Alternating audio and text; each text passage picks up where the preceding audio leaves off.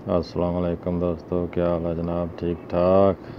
और सुनाए जनाब, सब खैर खैरियत है? कैसे रोज़े गुज़र रहे हैं जनाब? आजकल जो है तमाम दोस्त तमाम भाई अंदर में ही बैठे होंगे, क्योंकि आजकल जो है ये वायरस की जो वबा है, इसकी वजह से तमाम दुनिया ही जो है परेशान है।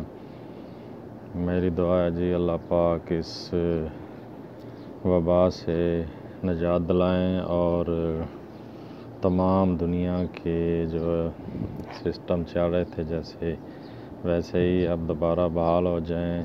अल्लाह ताला से दिली दुआ है जी, इस रमज़ान शरीफ के सदक़े जो है अल्लाह पाक कोरोना वायरस से निजात दिलाएं, इसको ख़त्म करें। और बाकी भी तमाम दुनिया के मुसलमानों से गुजारिश है कि वो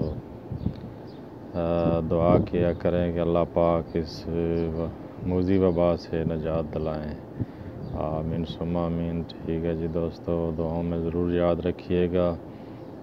अल्लाह पाक आप सब को अपनी हिफ्ज़-ओ-अमान में रखे। हम परदेश में बैठे हैं, हमारे लिए भी दुआ कीजिए, हम आपके लिए दुआ करते हैं। अल्लाह पाक सबको अपनी हिफ्ज़-ओ-अमान में रखे। ओके जी, दुआ में ज़रूर याद रखिएगा। अल्लाह हाफ़िज़ जी।